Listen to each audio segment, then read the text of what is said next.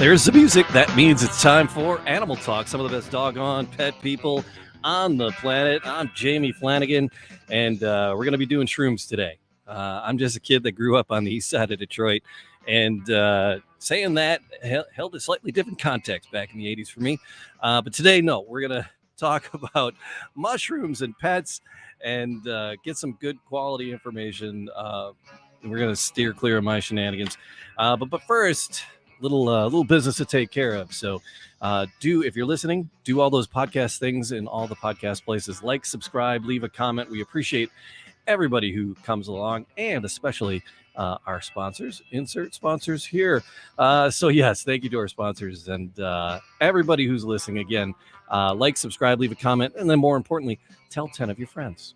That would be a wonderful thing. But we love having you with us.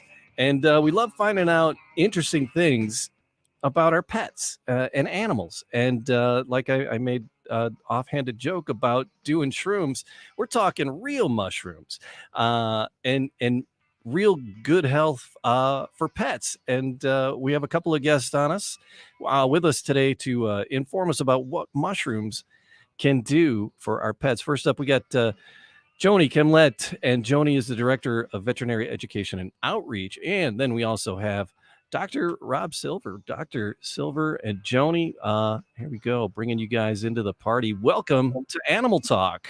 Hello there. Good to be here. All right, so it's realmushrooms.com. We're going to get to that in a minute. I don't know who I want to pick on first here. I don't know if I want to pick on Rob or Joni. Rob. Rob, tell me about your childhood.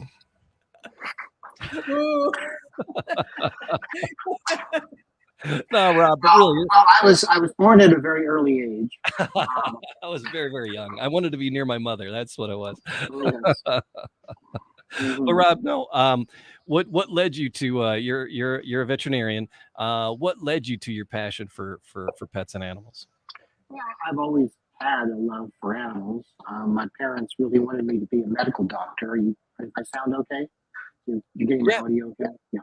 My parents really wanted me to be a medical doctor, and I just couldn't imagine that. So I took the other pathway. I'm the four-legged medical doctor. All right. And Joni, what about you? What was your path to pethood? My path to pethood. Oh my gosh. Growing up, I never had dogs and cats. My mom was allergic to everything with hair or fur. So I grew up like my only pets. I had a pet snake and I had some turtles, but I took care of all the neighborhood pets. And then, I actually went to school to become a veterinary nurse in my 40s. Did a hands-on veterinary for about a decade and then got into the supplement business. Then became completely obsessed with mushrooms a couple of years ago. Right. Yeah. So I had an obsession back in the 80s, but that was entirely different.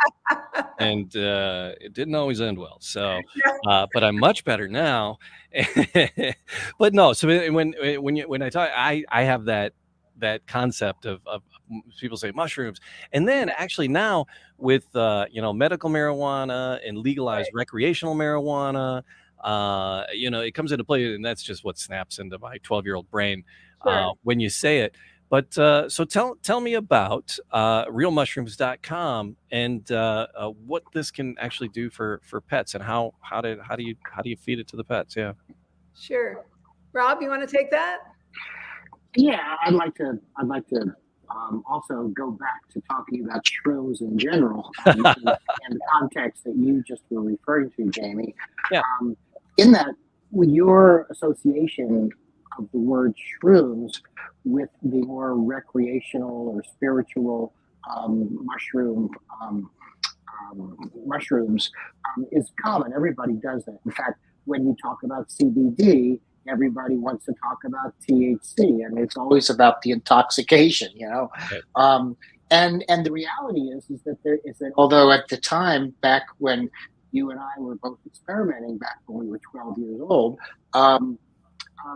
we have now learned that mushrooms actually can play a very significant role in helping people overcome some mental health issues, fear issues, PTSD, these kinds of things, severe anxiety and depression.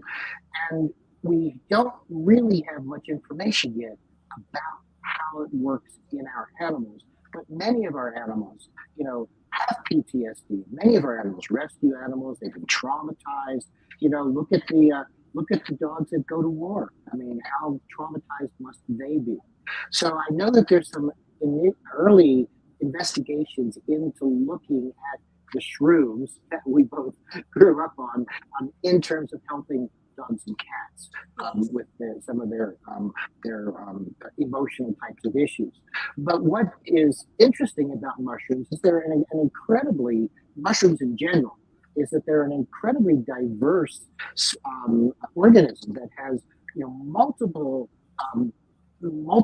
constituents in it, molecules that are bioactively and medically active. I mean, there's many of them. There's not like just one, like THC. It's like cannabis in a way, because we know cannabis has the THC and the CBD, but there's also, 50 to 100 other molecules in there at least, all of which can work together to create a better health situation for many people or for animals. Likewise with the mushrooms, they've got a set of very common compounds that can help enhance immune system function. And then they have a variety of other compounds which also can help animals and people to feel better, to relax, to get over illnesses, to try to deal with cancer, that sort of stuff. So this company that Jody and I are working with, it's a company that for the last 10 years has been selling these products for humans. But there is now much more interest in using them for pets. And so I approached this company last year because of my experience and expertise in animal supplements, in creating product lines, and my understanding of the science that underlies all this stuff.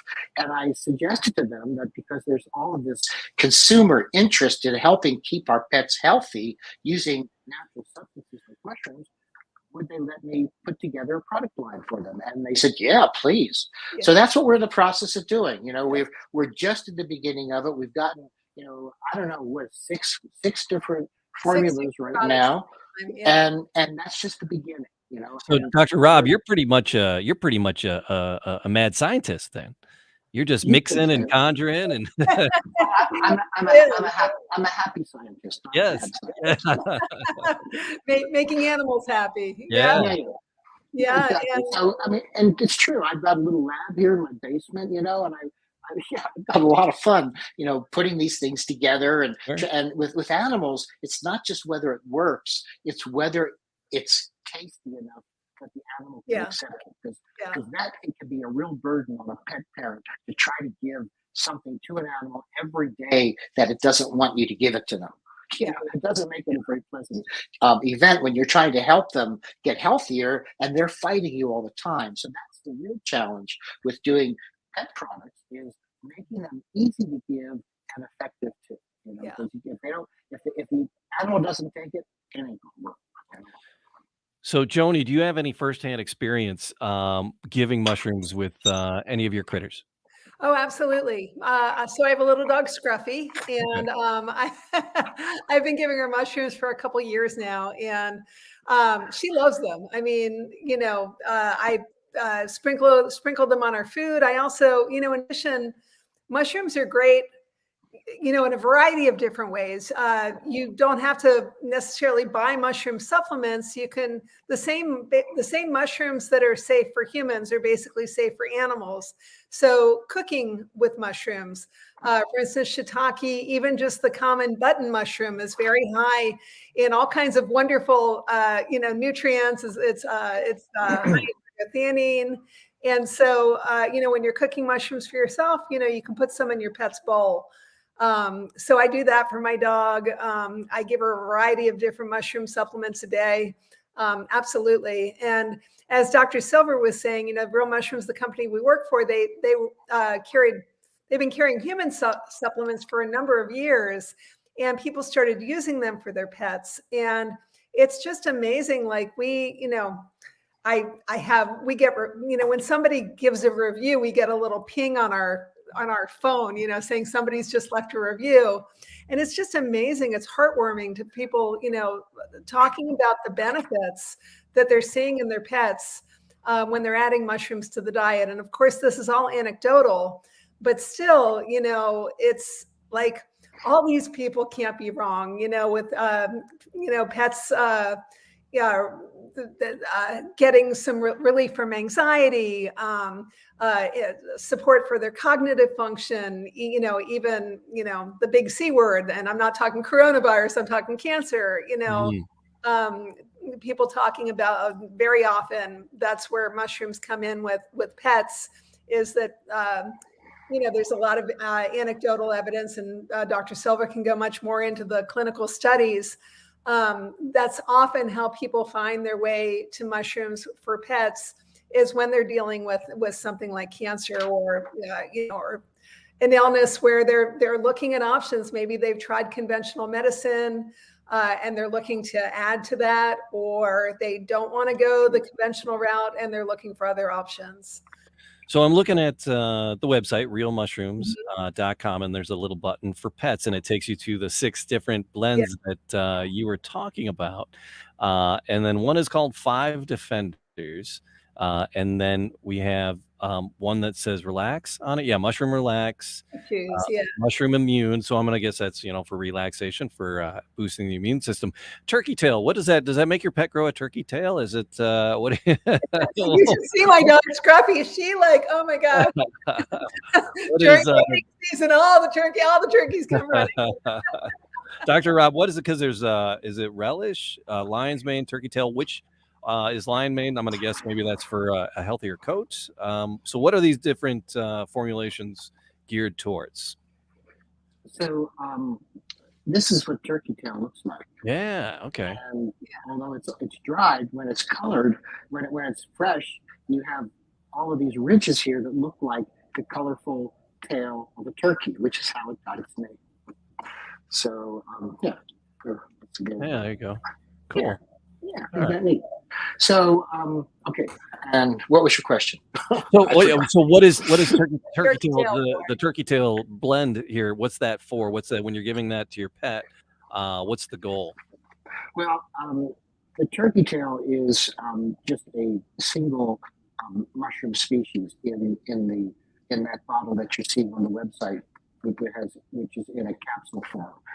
And historically, over hundreds of years in Asia and in other parts of the world, in Europe and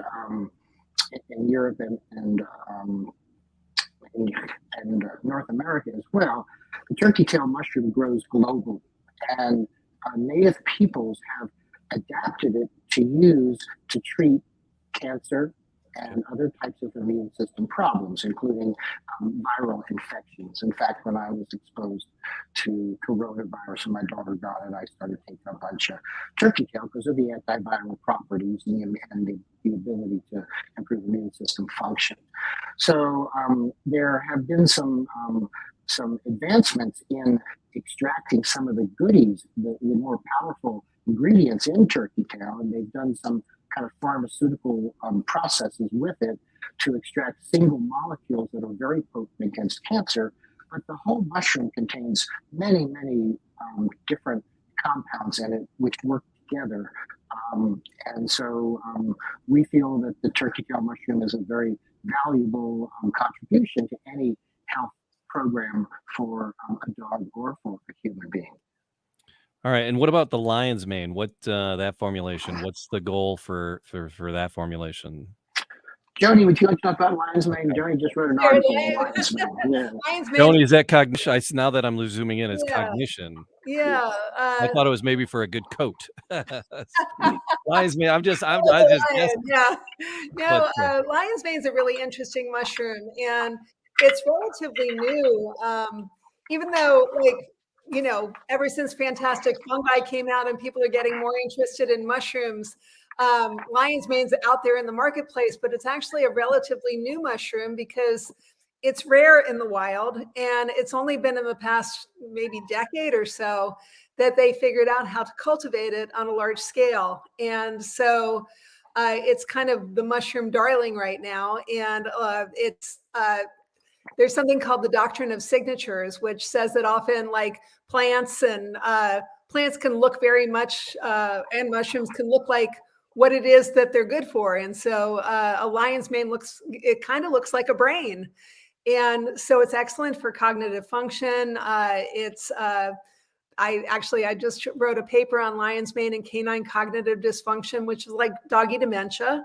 So I would definitely use lion's mane proactively for an older dog to support cognitive function and also neurologic issues. But traditionally used in Asia and over the world to support the gut. So any ulcers, irritable bowel disease, etc. So again, for that older dog that maybe has some gut issues, lion's mane, and it's also it can be anti-neoplastic, so it's got some cancer supporting qualities to it as well. It's anti-inflammatory, as are all mushrooms. But lion's mane is very exciting because again, it's really just starting to get used in the veterinary world. And the feedback that I've received, I work with a lot of veterinarians, and it's the pet parents that, and again, the clinical studies unfortunately aren't out there yet. And we're hoping Dr. Silver is hoping to start some studies with real mushrooms on a number of different a number of different studies on mushrooms. But the feedback from the pet parents, when their dog is, animals can what they call sundowning at night, just like people. Animals can do that too. And, their pet parents are reporting that, the dog is finding the dog door where they couldn't before. They're initiating play. They're making direct eye contact, things like that, like the activities of daily living are improving. And so, very often when you are supporting an animal or, giving supplements, you can't really see a difference. You kind of hope something's working. But what I'm finding is with the lion's mane, sometimes these improvements you can really, are very noticeable. All right. So, Dr. Rob, on the bottles, you have your bright, shiny face there, and you got a furry friend with you. There's a gorgeous white puppy. Who is that in the photo with you? That's my main man. That's Ollie. Ollie? And, yeah, and he and I both were younger in that photograph. He's about 6 or 7 now, and right. he's managed to put a few pounds on. He's has a Labrador. Yeah. We had another dog in the house, Violet, and she passed away recently. And when she lost her appetite, Ollie didn't mind that at all. So he started swooping down and finishing her bowl. We didn't realize that at first. He put on quite a few pounds, so he's on a pretty strict diet right now. So the different formulations, a few of them are capsules and a couple of them are chews, right? So are these things that you can open up and put in their food, or is it let me kind of hide in the explain sausage? Yeah, let me kind of explain the big picture behind the products, because as I said, we're just really in the very beginning of it. We started with these 2 soft chews, the relaxed chews and the immune chews. And the immune chews contain our 5 defenders, plus other herbs that help to support immune system function. So I kind of put those together to be this very synergistic formula to make it easy to give to the animal, because soft chews are so much easier than a capsule. So we have that. The relax contains the lion's mane and could be used in a canine cognitive dysfunction sense, but it has herbs in it that are also kind of more calming. So that's really much more of a calming formula. It has lion's mane and something called reishi in it, and it's got tryptophan and theanine in it. Theanine's what gives green tea. It's zen, Yeah. So those are the 2 soft chews. We've got more in mind, but right now we're looking to finish the capsule line. The capsules are encapsulations of our purified single mushroom powders, except for the 5 defenders. And we have 2 more single mushroom powders that we have not yet encapsulated in a bottle that's labeled for pet use. Now, the FDA doesn't like bottles that are labeled for human use to be sold for pets, or bottles that are labeled for pet use to be sold for humans. So we've encapsulated our mushroom extracts. We put them into capsules that are smaller than the human capsules because animals are smaller than humans, and so they don't need as large a capsule. It's easier to administer, and the dosage is more adapted to their weight. But to answer your initial question, yes, you can open those capsules and you can sprinkle them in the food. Now, the human products in our product line, we do have pouches that have these powders that we've encapsulated in a bulk format. Right now, we're trying to figure out what to do about that, because a lot of people buy pouches themselves and they're also scooping them for their pets at the same time. And there's nothing wrong with that. But again, if you're selling products for pets, you really need to have products that have labels and instructions and precautions and all the quality control things in order for it to be a safe and legitimate product of commerce. So we're kind of working on debating how we're going to do that, because some of the powders are not that palatable for pets, and so I'm thinking about adding some other ingredients like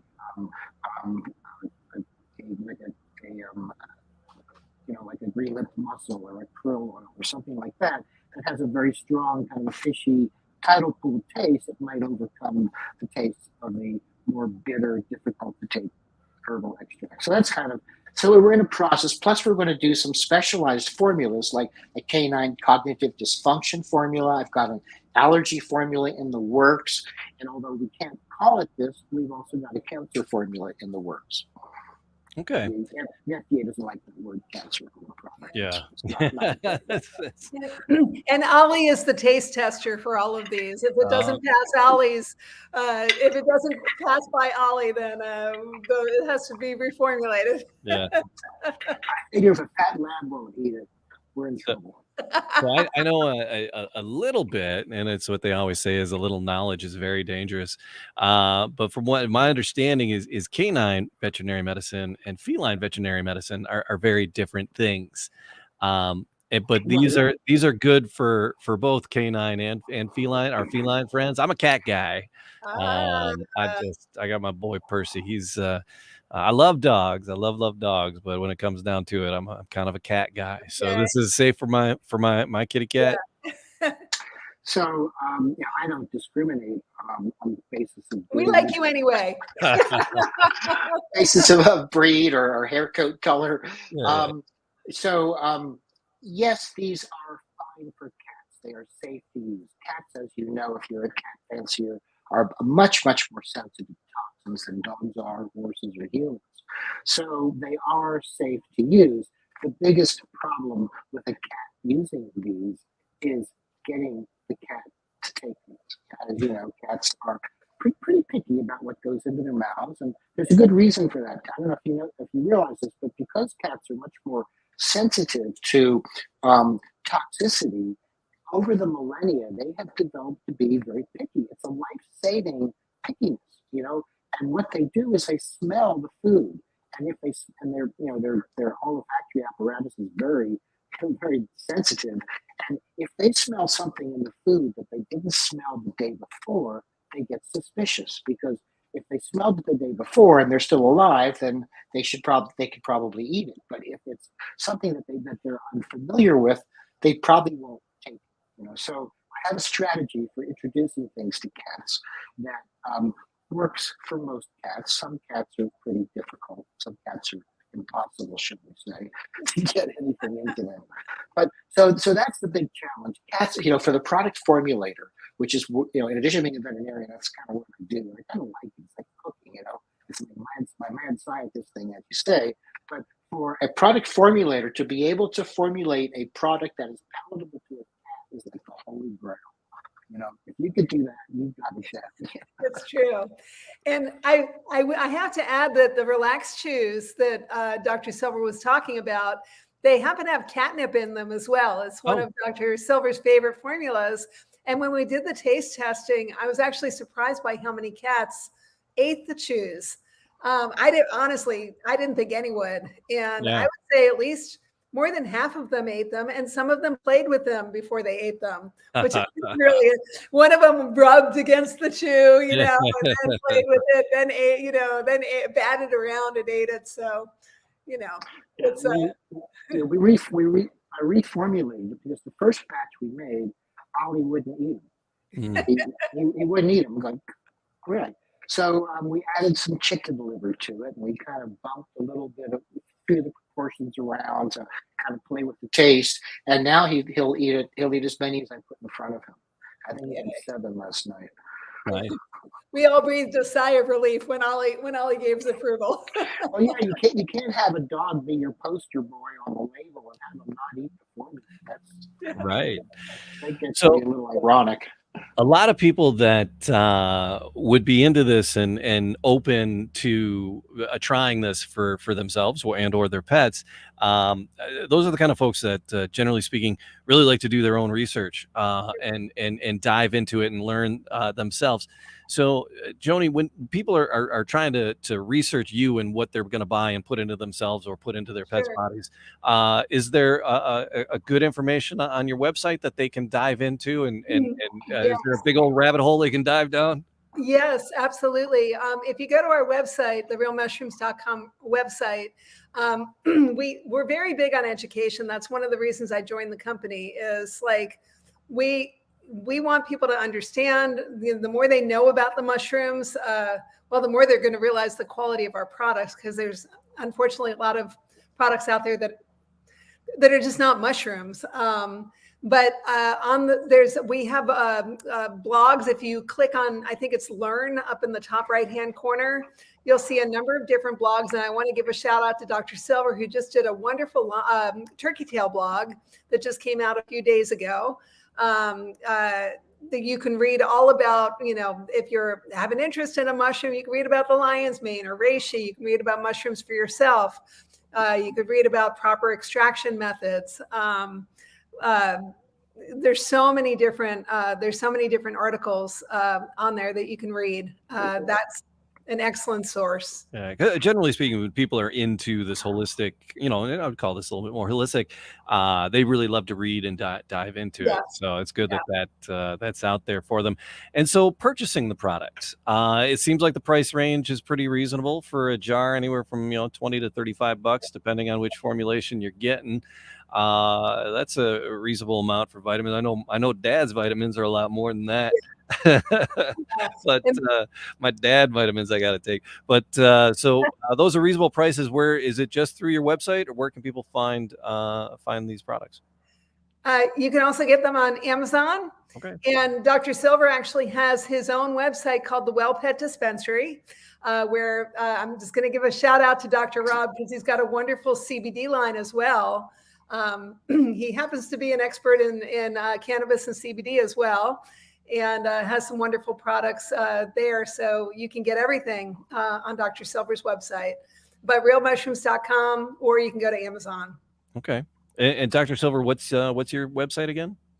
It's Well Pet Dispensary, just like it sounds, one word.com. And I've got a lot of very good professional level supplements for problems that pets have there. All right, wellpetdispensary.com. I'll have links to all those down in the descriptions, the videos and the audio podcast when it comes out. So that's we'll have you all connected for that. Anything else that we didn't talk about that I need to know about Real Mushrooms, Joni? Well, I did want to tell you that we're going to send you a free bottle of mushrooms for your kitty. Oh, yay. Okay. I think, what do you think, Dr. Silver? Lion's mane, maybe? Lion's mane for his haircut. Yeah, for his haircut. Yeah. He already thinks he's a lion. It's the tastiest of the mushrooms, which, and we want cat lovers to say, oh, mushrooms are great. So we'll send you the mushroom that has the best chance that your kitty's going to love it. It comes in a capsule, so you can just open it up and blend it in with the food. Yeah. All right. I also want to say that, as far as education, that if they come to the website, the Real Mushrooms website, and they sign up for our newsletter, Joni writes a really good newsletter for pet parents every month. I write a newsletter for veterinarians and that sort of stuff every month as well. So we really believe that education is the best medicine, and so we're very strong in that regards. Yeah. Also a Facebook page. We have a Real Mushrooms Insiders Facebook page. If you buy product, you're invited to our Insiders page where, all kinds of questions, pet questions, human questions get asked, and you can learn more there as well. Awesome. All right, Johnny, Dr. Rob, I appreciate you guys. Realmushrooms.com, and thank you for your time today. Oh, our pleasure. Thank you very much. All right. Be well. Bye-bye.